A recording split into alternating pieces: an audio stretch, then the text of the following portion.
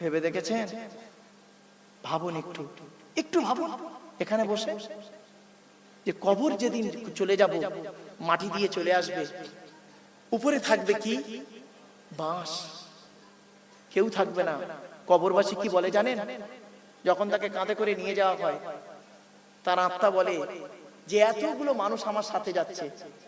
তারপরে যখন কবরে যখন নামানো হয়, তখন সে কবরের আত্মাটা বলে এ সব স্বার্থপর, সব স্বার্থপর, কেউ আমার সাথে গেল না। এই মাথার দিকে যে লোকটা আছে ওইটাই আমার সাথে যাবে, আর পায়ের দিকে যেটা নেমেছে ওই দুজনেই যাবে। পায়ের দিকের লোকটা যখন উঠে যায়, আত্মা তখন বলে এও স্বার্থপর, এও উঠে গেল। এই মাথার দিকের লোকটা মনে হয় আমার সাথে থাকবে। মাথার দিকের লোকটা যখন উঠে যায়, তখন আত্মা তখন হাই হাই করে, কোথায় গেল আমার স্ত্রী, কোথায় গেল টাকা পয়সা, কোথায় আমার অহংকার, কোথায় কি গাড়ি বাড়ি ব্যবসা বাণিজ্য কোথায় চলে গেল, সব শেষ।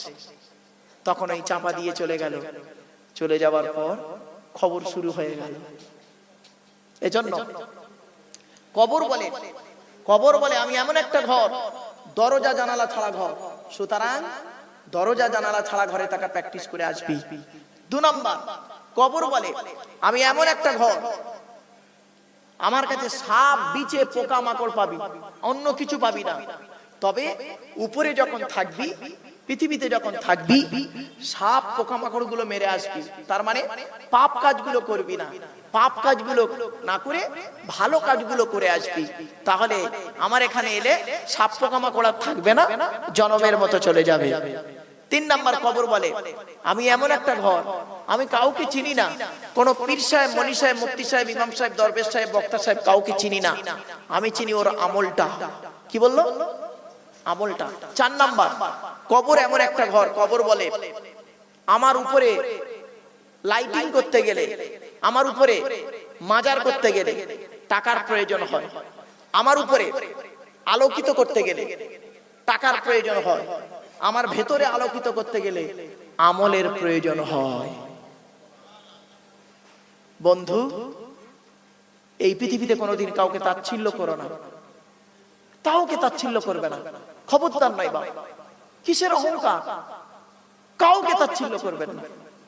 মনে রাখবেন, এতগুলো মানুষ বসে আছেন, এমনও জ্ঞান আপনাদের কাছে আছে, আমার কাছে নেই, হতে পারে না? এমনও জ্ঞান আমার কাছে আছে, আপনাদের কাছে এখনো পৌঁছায়নি। তা বলে তাচ্ছিল্য করবেন না।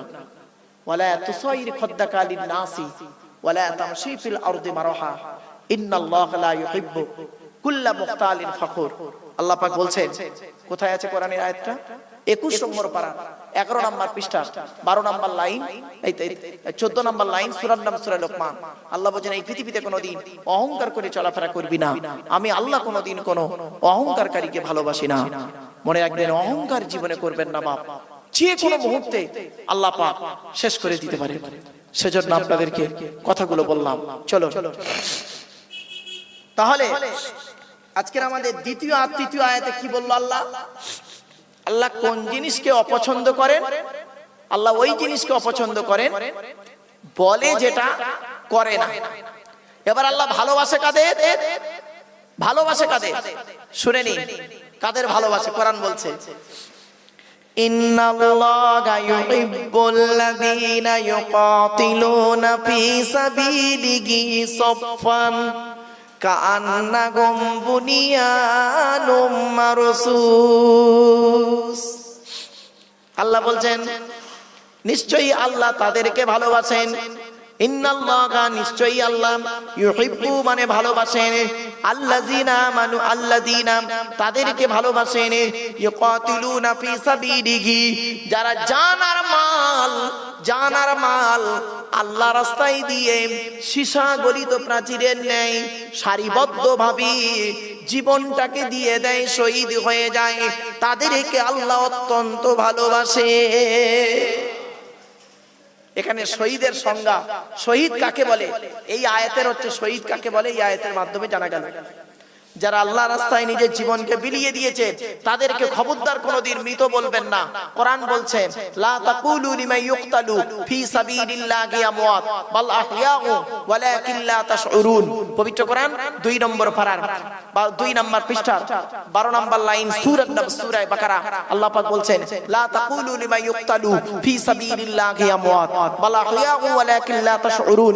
আল্লাহ পাক বলছেন কি, যারা আল্লাহর রাস্তায় নিজের জীবনকে বিলিয়ে দিয়েছে তাদেরকে তোমরা মৃত বলো না, বরং তারা জীবিত, তোমরা তা অনুভব করতে পারো না। আবার বলছি, যারা আল্লাহর রাস্তায় নিজের জীবনকে বিলিয়ে দিয়েছে, শহীদ হয়ে গেছে, তাদেরকে মৃত বলো না, বরং তারা জীবিত, তোমরা তা অনুভব করতেও পারো না। এখন তারা কবরে কি খায়? কোরআন জানিয়ে দিচ্ছে লা তাহসাবান্নাল্লাযীনা কুতিলু ফি সাবিলিল্লাহি আমওয়াতা বাল আহইয়াউন ইনদা রাব্বিহিম ইরযাকুন। পবিত্র কোরআন 4 নম্বর পারার 11 নম্বর পৃষ্ঠা 9 নম্বর লাইন সূরার নাম সূরা আল ইমরানে আল্লাহ বলছেন, যারা আল্লাহর রাস্তায় নিজের জীবনকে বিলিয়ে দিয়েছে তাদেরকে তোমরা মৃত বলে ধারণাও করো না, বরং তারা জীবিত, আল্লাহর তরফ থেকে খাবার প্রাপ্ত হয়। জোরে বলুন সুবহানাল্লাহ। এজন্য শহীদানদের লাশ মাটি খেতে পারে না, শহীদানদের লাশ মাটিতে টাটকা থাকে। ছোট্ট একটা উদাহরণ দিচ্ছি। সাহাবীর নাম হলো আমর জামুহ। কি বললাম? আমর জামুহ সাহাবীর নাম। তো হযরতে আমর জামুহ রাদিয়াল্লাহু তাআলা আনহু উনি করেছেন কি জানেন? হ্যালো,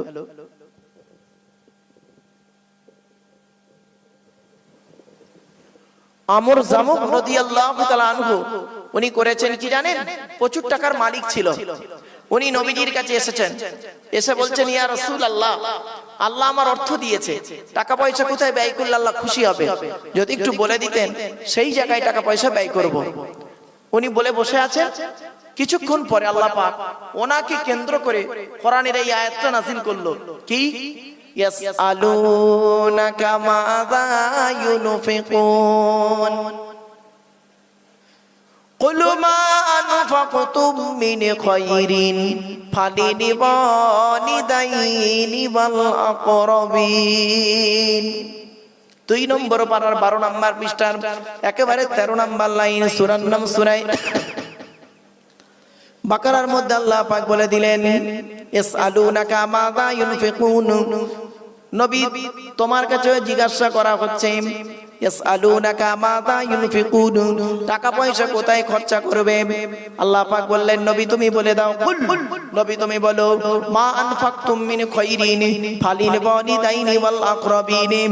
তুমি বলে দাও নবী টাকা পয়সা সবথেকে বেশি খরচা করবে কোন জায়গায়? উত্তম খরচা কোথায় হবে জানেন? বুড়ো বুড়ি বাম্মার পিছনে যত টাকা ব্যয় করবে আল্লাহ তত খুশি হয়ে যাবে।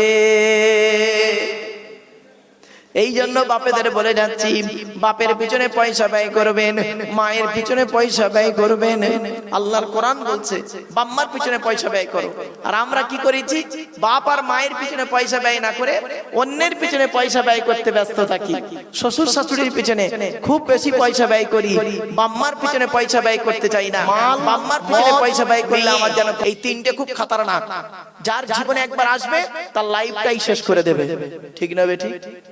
বাস্তব কথা বলছি গো বাপ, কোরআনে আছে এই তিনটে জিনিস মানুষকে শেষ করে দেয়, হয় ধন সম্পদ, নইলে মদ, নইলে মেয়ে।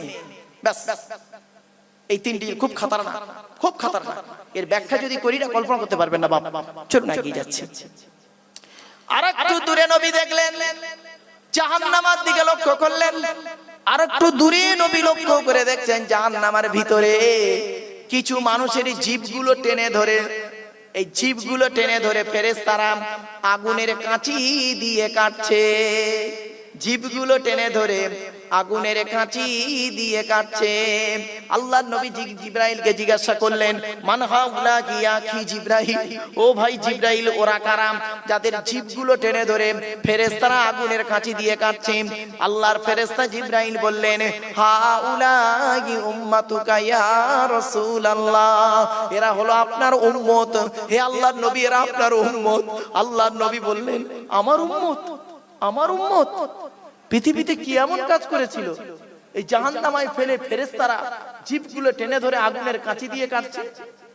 আচ্ছা, আমার উম্মত কি এমন অপরাধ করেছিল জানতে পারি ভাই? জিবরাইল বলছেন, ইয়া রাসূলুল্লাহ, আপনি কি জানেন আপনার উম্মতের ভিতরে কোন শ্রেণীর উম্মতেরা? আপনার উম্মতের ভিতরে কোন শ্রেণীর উম্মত? নবী বললেন, না, জানি না। জিবরাইল বলছেন, নবী শোনেন, আপনার উম্মতের ভিতরে কিছু আলেম আর বক্তা। কি বললো? সকলে নয়, কিছু। কি বললো? কিছু আলেম আর বক্তা। এবার বুঝতে পারছেন কি ওয়াজ করা কি কঠিন কাজ? বলে এদের অপরাধটা কি? বলছে এরা লোককে বলে বলে বেড়াতো, যাই তাই বলতো লোককে, না বুঝে না শুনে না করে যাই তাই কথা বলতো লোককে ভালো কাজের আদেশ করতো, আর নিজেরাই ভালো কাজ থেকে ভুলে থাকতো। এরা লোককে বলতো নামাজ পড়ো, লোককে বলতো রোজা রাখো, কিন্তু বাস্তবে ওরা নিজেরাই রোজা রাখতো না, নামাজ পড়তো না। এরা লোককে বলতো, নিজেরা করতো না। এই জন্য আল্লাহ পাক এই সমস্ত আলেমার বক্তাদেরকে জাহান্নামায় ফেলে জিভগুলো টেনে ধরে আগুনের কাছে দিয়ে কাটছে। বাপেরা, আমি আপনাদের কাছে ওয়াজ নসিহত করছি, শুনতে খুব ভালো লাগছে, কিন্তু বাপেরা, কিয়ামতের মাঠে সেই দিন মাঠে খেলা হবে। খেলাটা সেই মাঠে হবে যে মাঠে কেউ কারোর থাকবে না। ঠিক না বেটি? কোরআন বলছে, লা তাজিরু ওয়াজিরাতু বিজিরা উখরা, একের বোঝা অপরে বহন করবে না। সেই দিন কোনো বন্ধু থাকবে না, কেউ কারোর থাকবে না। কোরআন বলছে, ইয়া আইয়ুহান নাসু তাকু রাব্বাকুম ওয়াখশাউ ইয়াওমান লা ইয়াজজি ওয়ালিদুন আন ওয়ালাদিহি ওয়ালা মাউলুদুন হুয়া জাযিন আন ওয়ালিদিহি শাইয়্যা ইন্না ওয়া'দাল্লাহি হাক্কুন ফালা তাগুররান্নাকুমুল হায়াতুদ দুনিয়া ওয়ালা ইয়াগুররান্নাকুম বিল্লাহিল গরুর।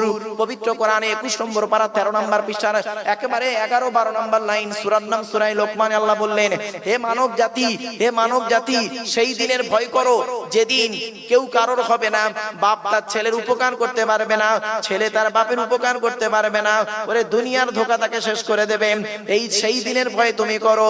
আরো কোরআনে অন্য একটা আয়াতে বলা হয়েছে, ইয়াউমা ইয়াফিরুল মারউ মিন আখিহি ওয়া উম্মিহি ওয়া আবিহি ওয়া সাহিবাতিহি ওয়া বানি।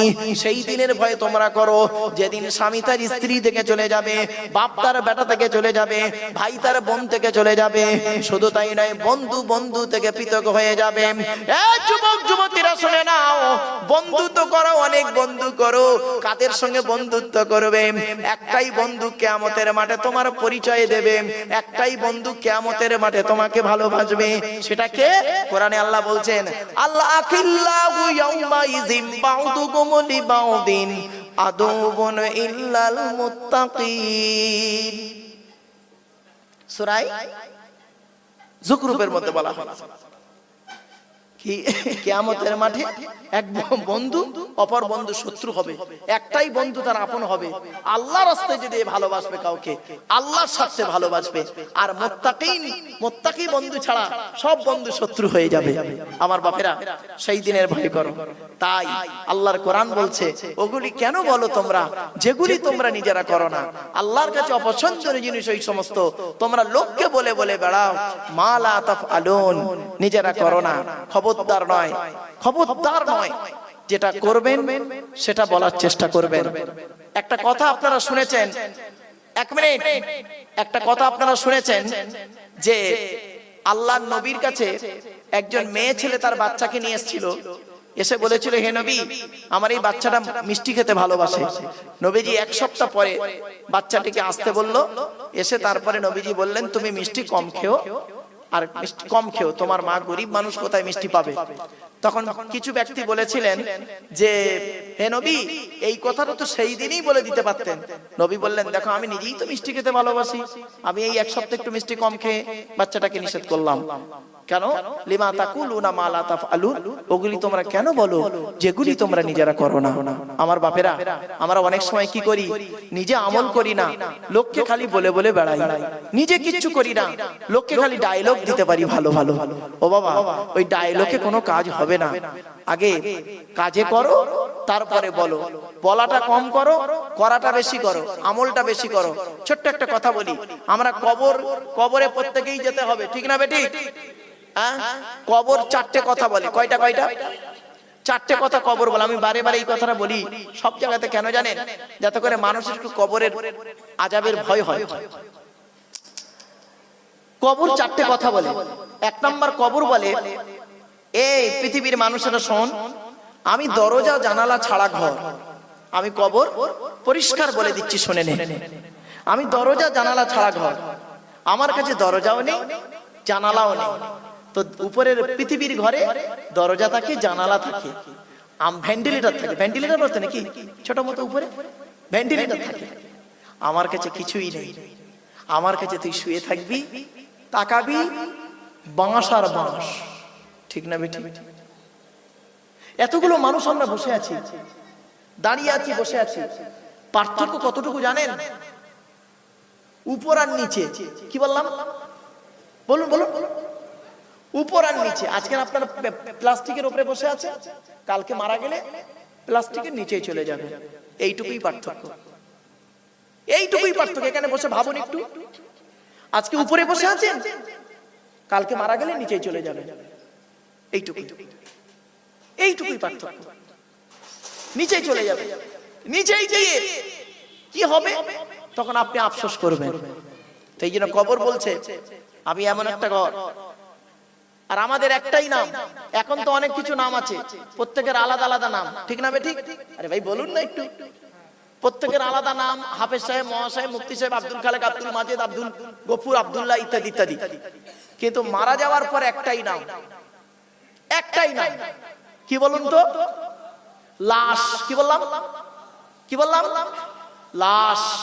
আগে চলে গেছে বাঁশ। বুঝতে পারেনি কতটা না? আগে চলে গেছে বাঁশ, তার মানে তোমাকে চাপা দেওয়ার জন্য বাঁশ আগে চলে গেছে, তারপর তোমাকে নিয়ে যাওয়া হচ্ছে। কি বুঝলে?